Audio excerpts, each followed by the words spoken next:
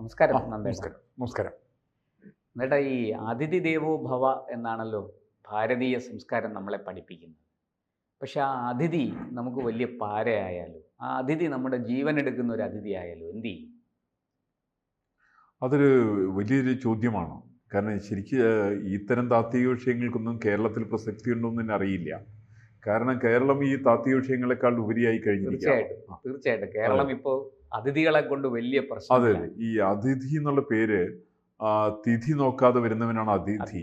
അതെ, നിർഭാഗ്യവശാൽ കേരളം ഭരിക്കുന്നവർക്ക് അതിന്റെ അർത്ഥം വ്യക്തമായിട്ട് അറിഞ്ഞൂടാ. നമ്മുടെ മുഖ്യമന്ത്രി പിണറായി വിജയൻ ഒട്ടും അറിഞ്ഞൂടാ. ഇല്ല.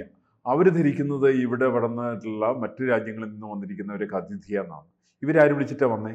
വിളിക്കേണ്ടി വരുന്നവരൊക്കെയാണ് അതിഥി എന്നാണല്ലോ പറയുക. മറ്റ് സംസ്ഥാനങ്ങളിൽ നിന്ന് വന്നവർ. കേരളത്തിൽ അങ്ങനെ വന്നിരിക്കുന്ന അന്യസംസ്ഥാന അന്യരാജ്യ തൊഴിലാളികളുടെ എണ്ണം 50 ലക്ഷമാണ് പറയുന്നത്. 50 ലക്ഷം പേരാണ്.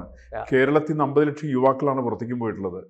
അപ്പോൾ കേരളത്തിൻ്റെ മൊത്തം എനർജി പുറത്തേക്ക് പോവുകയും പകരം കേരളത്തിലേക്ക് ഇത്തരം വിദേശികളായിരിക്കുന്ന ആളുകൾ അതിഥി എന്നുള്ള പേരിൽ കേരളത്തിലേക്ക് കടന്നു വന്ന് കേരളത്തിൽ അവരുടെ താല്പര്യങ്ങൾ സംരക്ഷിക്കുന്ന പ്രവർത്തനങ്ങൾ ഏർപ്പെട്ടുകൊണ്ടിരിക്കുന്നു. അങ്ങനെയാണല്ലോ സംഭവിക്കുന്നത്. അങ്ങ് പറഞ്ഞത് വളരെ ശരിയാണ്. ഇതാ ഒരു വിദേശി പിടിയിലായിരിക്കുന്നു. കേരളത്തിൽ നിന്ന് അനധികൃതമായി നുഴഞ്ഞു കയറി, ഭാരതത്തിലേക്ക് നുഴഞ്ഞു കയറി കേരളത്തിൽ വന്നിരിക്കുകയാണ്.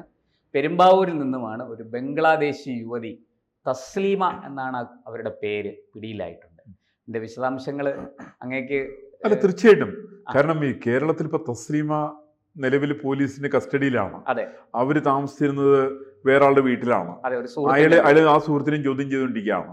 അയാളുടെ ബന്ധത്തെ കുറിച്ചൊക്കെ പരിശോധിക്കേണ്ടതാണ്. അയാൾ ഏത് നാട്ടുകാരനാണ്, അയാളുടെ ബന്ധം എന്താണ്? അയാളുടെ രേഖകളും വ്യാജമാണെന്നാ എല്ലാം വ്യാജമാണ്. ഈ വ്യാജരേഖകളുള്ള ആളുകൾ തന്നെയാണ് കേരളത്തിൽ കൂടുതലുള്ളത്. എറണാകുളം ജില്ലയിൽ മാത്രം ഏകദേശം 8 ലക്ഷം പേരാണ് താമസിക്കുന്നത്. എറണാകുളം ജില്ലയുടെ ആകെ പോപ്പുലേഷൻ 34-35 ലക്ഷമേ ഉള്ളൂ. അതിൽ 8 ലക്ഷം പേര് വന്ന് താമസിക്കുന്നത് അന്യ സംസ്ഥാനങ്ങളിൽ നിന്നോ അന്യ രാജ്യങ്ങളിൽ നിന്നോ വരുന്ന ആളുകളാണ്.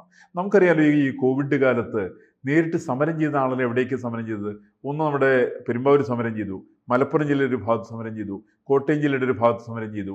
ഈ സമരം ചെയ്ത ആളുകളിലെ ഏറെ പേരും ബംഗ്ലാദേശികളാണ് സമരം നടത്തിയത്. തിരിച്ചു പോകാൻ വഴിയില്ല എന്നൊക്കെ പറഞ്ഞിട്ടാണ് അവർ സമരം ചെയ്തത്. കേരള സർക്കാർ ഇവർക്ക് ചെലവിന് കൊടുക്കണം എന്ന് ആവശ്യപ്പെട്ടത്. കേരള സർക്കാരിന് സ്വയമായിട്ട് നിന്ന് പഴയ്ക്കാൻ പണമില്ലപ്പാ. അത്ര പരമദയനീയമായിട്ടുള്ള കേരള സർക്കാർ എങ്ങനെ ഇവരുടെ കാര്യം നോക്കുക? അത്രയും ദയനീയമായിട്ടുള്ള സർക്കാരിന് കേരളം ഭരിച്ചുകൊണ്ടിരിക്കുന്നത്. അതിന് കേരളത്തിന്റെ പ്രശ്നം എന്താണെന്ന് വെച്ചിട്ടുണ്ടെങ്കിൽ എത്ര വിദേശികൾ ഇവിടെ താമസിക്കുന്നുണ്ട്? കണക്കില്ലല്ലോ. ഒരു കണക്കില്ല. എത്ര വിദ്യാർത്ഥികളുണ്ട്? കണക്കില്ലല്ലോ. ആരൊക്കെ ഏതൊക്കെ നാട്ടിൽ നിന്ന്? എത്ര ബംഗ്ലാദേശികളുണ്ട്? കണക്കില്ല. ഒറീസക്കാർ എത്രയുണ്ട്? കണക്കില്ല. ബീഹാർ എത്രയുണ്ട്? ബംഗാളികൾ എത്രയുണ്ട്? ഒരു സാധനത്തിന് കേരളത്തിൽ ഇപ്പൊ ഒഡീഷയും ബീഹാറിയും ബംഗാളിയും ആസാമിയും ഒക്കെ നമ്മുടെ രാജ്യക്കാരാണ്, ഇന്ത്യൻ പൗരന്മാരാണ്. നമുക്ക് സഹിക്കാം. അവരെ നമുക്ക് നമ്മുടെ നിയമം ഉപയോഗിച്ച് അവരെ നിയന്ത്രിക്കുകയും അവരെ പുലർത്തുകയും അവരെ പോറ്റുകയും ഒക്കെ ചെയ്യാം. പക്ഷെ ഈ ബംഗ്ലാദേശിയെ കൂടെ നമ്മൾ ചുമക്കണം എന്ന് പറയുന്നത് കുറച്ച് കഷ്ടമാണ്. ഈ ചുമക്കണത് നമ്മൾ സ്വയം ഏറ്റെടുക്കുന്നതാണ്. ഈ സംഗതി തുടങ്ങിയത്, ബംഗാളിൽ തുടങ്ങിയത് ഏത് കാലഘട്ടത്തിലാണ്? ജ്യോതിബാസുവിന്റെ കാലത്താണ് തുടങ്ങിയത്. ഈ ബംഗ്ലാദേശ് അനധികൃത ബംഗ്ലാദേശികളെ പ്രോത്സാഹിപ്പിച്ചുകൊണ്ട് ജ്യോതിബാസുവാണ്. ജ്യോതിബാസുവിന് ശേഷം ബുദ്ധദേവ് ഭട്ടാചാര്യ തുടർന്നു. ആ ബുദ്ധദേവ് ഭട്ടാചാര്യം കൂടി കവച്ചു വെച്ചുകൊണ്ടാണ് മമതാ ബാനർജി വിഷൻ ഡേക്കപ്പിയത്. ഇന്ന് എങ്ങനെയാണ് മമതാ ബാനർജി അവിടെ ജയിച്ചുകൊണ്ടിരിക്കുന്നത്? എങ്ങനെയാണ്? ബംഗ്ലാദേശിൽ അടക്കം വരുന്ന വിദേശികളായിട്ടുള്ള ആളുകൾക്ക് പോലും റേഷൻ കാർഡ് അനുവദിച്ച് വോട്ടേഴ്സ് ലിസ്റ്റിനകത്ത് അവർ പേര് ചേർത്ത് അവർക്ക് റേഷൻ കാർഡിൽ അനുവദിച്ചു കൊടുത്തുകൊണ്ട് അവർ തീറ്റിപ്പറ്റി വളർത്തുകയാണ്. ഇതേ സിസ്റ്റം തന്നെ നടപ്പിൽ വരുത്താനാണ് പിണറായി വിജയന്റെ ഉദ്ദേശം. തീർച്ചയായിട്ടും. അത് ആ ഉദ്ദേശത്തെക്കുറിച്ച് പറയുമ്പോൾ ഒരു അപകടം കൂടി പറയാനുണ്ട്. ഒരു മാസം മുമ്പാണ് കാസർഗോഡ് നിന്ന് ഒരു ഷാഹിബ് ഷെയ്ഖ് പിടിയിലായത്. അതെ, ഈ ഷാഹിബ് ഷെയ്ഖ് ആരാണെന്ന് അങ്ങേക്ക് അറിയാം? ഷാഹിബ് ഷെയ്ഖ് അൽഖ്വയ്ദയുടെ ഒരു ബംഗ്ലാദേശിയാണ്.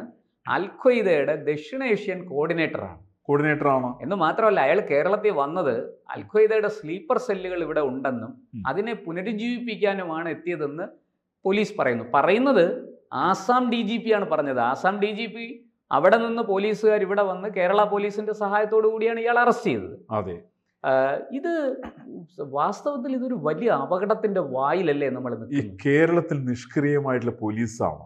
നല്ല കഴിവുള്ള പോലീസുകാർ 10 കാശിന് കൊള്ളൂല. ഇവിടുത്തെ DGP അടക്കം വരുന്ന ആളുകൾ, എനിക്കറിയില്ല ഇവരുടെയൊക്കെ പണി എന്താണെന്ന് അറിഞ്ഞൂല. ഇവരൊക്കെ ഇങ്ങനെ ഓശാന പാടിക്കൊണ്ട് അതിനുശേഷം മെട്രോ ഇതിൻ്റെയൊക്കെ ചെയർമാൻ സ്ഥാനമൊക്കെ കരസ്ഥമാക്കുന്നുള്ളതിൻ്റെ അപ്പുറത്ത് ഈ പറയുന്ന DGPമാരെ കൊണ്ട് കേരളത്തിന് യാതൊരു പ്രയോജനമില്ല. ഈ കേരളത്തെ ഇത്തരം നശിപ്പിക്കുന്നതിൽ ഇവർക്ക് വലിയ പങ്കുണ്ട്. നമുക്കറിയാലോ അഭിമന്യുവിൻ്റെ കൊലപാതക കേസ് അത് ചെയ്ത പോപ്പുലർ ഫ്രണ്ടുകാരാണ്. ആരായിരുന്നു അന്നത്തെ ഇവിടുത്തെ IG-യുടെ മൂക്കിൻ്റെ താഴെയിരുന്നു എന്ന സംഭവം നടന്നത്. 500 മീറ്റർ ദൂരത്തിരുന്നുകൊണ്ടാണ്. ഇന്നും ആ കേസിൽ തുമ്പുണ്ടാക്കാൻ പറ്റിയിട്ടുണ്ടോ? പറ്റിയിട്ടില്ലല്ലോ. ആ വിചാരണ പോലും തുടങ്ങിയിട്ടില്ല. കാരണം കാണാനില്ല. വലിയൊരു ഹീന കൃത്യം സംഭവിക്കാനുണ്ട്. അത് ഇത്തരം 10 കാശിന് പ്രയോജനമില്ലാത്ത ചില IG-മാരും DGPമാരും ADGPമാരും ഒക്കെയാണ് കേരളത്തിലുള്ളത്. അവരാണ് ഇതിനെ പ്രോത്സാഹിപ്പിക്കുന്നത്. നല്ല ഉദാഹരണം ഞാൻ പറയാലോ. നമുക്കറിയാലോ എറണാകുളത്തിന്റെ പാലാരിവട്ടത്ത് ഒരു പീസ് ഇന്റർനാഷണൽ സ്കൂൾ ഉണ്ടായിരുന്നു. അവിടുത്തെ പാഠ്യപദ്ധതി എന്തായിരുന്നു? എന്തിനെ പ്രോത്സാഹിപ്പിക്കുന്ന മതപരിവർത്തനം എന്ന് വിളിച്ചാൽ പോരാ, തീവ്രവാദം പ്രോത്സാഹിപ്പിക്കുന്നത്. കാരണം കൂടെ ഇരിക്കുന്ന ക്രിസ്ത്യാനിയായിരിക്കുന്ന 2ാം ക്ലാസ്സിൽ പഠിക്കുന്ന കുട്ടിയോട് ചോദിക്കേണ്ട ചോദ്യങ്ങളാണ് അവിടെ പഠിപ്പിക്കുന്നത്. നീ നാളെ മതപരിവർത്തനം നടത്തി കഴിഞ്ഞിട്ടുണ്ടെങ്കിൽ നിന്റെ വീട്ടുകാരോടുള്ള സമീപനം എന്തായിരിക്കണം, നീ എന്തൊക്കെയാണ് അനുഷ്ഠിക്കേണ്ടത്, ഈ കാര്യങ്ങളൊക്കെ 2ാം ക്ലാസ്സിലെ കുട്ടിയെ പറഞ്ഞ് പഠിപ്പിക്കുകയാണ്. എന്ത് പ്രവർത്തനം ഇത്? കേരളം വളരെ വളരെ മോശപ്പെട്ട ഭീഷണിയുടെ വക്കിലാണ് നിൽക്കുന്നത്. കേരളം വളരെ ഭീഷണിയുടെ വക്കിലാണ്. ഈ പറയുന്ന പീസ് ഇന്റർനാഷണൽ പോലുള്ള വിദ്യാഭ്യാസ സ്ഥാപനങ്ങൾ കാലങ്ങളോളം കേരളത്തിൽ നടത്തി വന്നിരുന്നു. അതിൻ്റെ ഡയറക്ടറായിരുന്ന ആൾ കേരളത്തിൽ എറണാകുളത്ത് അറിയപ്പെടുന്നൊരു ആശുപത്രിയുടെ മേധാവി കൂടിയാണ്. നമ്മൾ മറക്കാൻ പാടില്ല. ഇത്തരത്തിൽപ്പെട്ട ആളുകൾക്ക് അതിനകത്ത് ഉത്തരവാദിത്വമുണ്ട്. പക്ഷെ അവരൊക്കെ ആരെ കോടതിയിൽ വിളിച്ചു? പോലീസ് അവർ വിളിച്ച് ചോദ്യം ചെയ്തോ? ചോദ്യം ചെയ്തില്ലല്ലോ. അവരെല്ലാം വളരെ നിർബാധം വളരെ വലിയ വലിയ ആളുകളായിട്ട് അവർക്ക് സഞ്ചരിച്ചുകൊണ്ടിരിക്കുകയാണ്.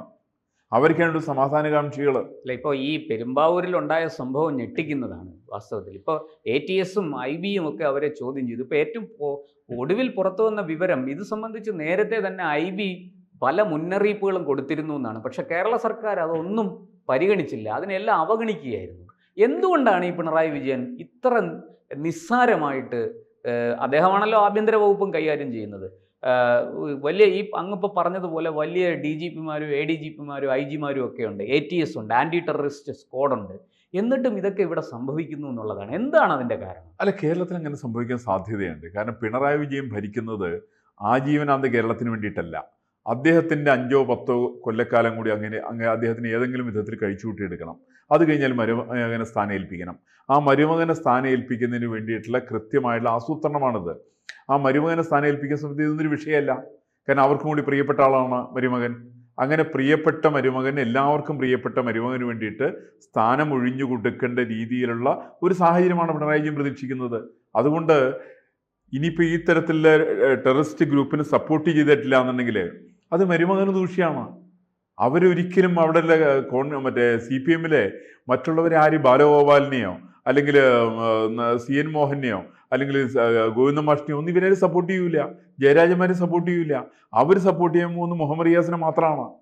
അത് തിരിച്ചറിയാൻ ഇങ്ങർക്കറിയാം. അപ്പോൾ അതുകൊണ്ട് മുഹമ്മദ് റിയാസിനെ കേരളത്തിൻ്റെ മുഖ്യമന്ത്രി സ്ഥാനത്തേക്ക് എത്തിക്കാൻ വേണ്ടിയിട്ടുള്ള ആസൂത്രിതമായിട്ടുള്ള പരിശ്രമമാണ്. അതിനു വേണ്ടിയിട്ടുള്ള വോട്ടേഴ്സ് ലിസ്റ്റ് വേണ്ടി തയ്യാറാക്കും.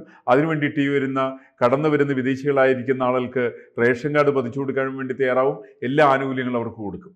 എന്തായാലും തസ്ലീമയുടെ പശ്ചാത്തലം വളരെ ആഴത്തിൽ അന്വേഷിക്കുന്നുണ്ട് പോലീസ്. വളരെ പെട്ടെന്ന് എനിക്ക് തോന്നുന്നു ഈ വിഷയം NIA-യുടെ കയ്യിലേക്ക് ഉടനെ പോകുമെന്നാണ് തോന്നുന്നത്. എന്തായാലും അവർക്ക് ക്രിമിനൽ പശ്ചാത്തലമുണ്ടോ, കൂടെയുള്ള ഈ സുഹൃത്ത് ഈ പറയുന്നത് പോലെ ഏതെങ്കിലും ഒരു പശ്ചാത്തലത്തിലുള്ള ആളാണോ, ഇവരുടെ കൂടെ വന്ന 2 പേര്, ഒരാൾ കൽക്കട്ടയിലുണ്ട്, ഒരാൾ ബാംഗ്ലൂരുണ്ട്. അപ്പോൾ ഈ 2 പേരെ കുറിച്ചും 2 പേരും ഇപ്പോൾ തന്നെ കസ്റ്റഡിയിലായിട്ടുണ്ടാകാൻ സാധ്യതയുണ്ട്. NIA വളരെ കർശനമായിട്ട് ഇതിൽ ഇടപെടും എന്നാണ് നമുക്ക് ലഭിക്കുന്ന വിവരം. എന്തായാലും കാത്തിരുന്ന് കാണാം എന്താണ് സംഭവിക്കാൻ പോകുന്നത്. ആയിക്കോട്ടെ, നന്ദി, നമസ്കാരം.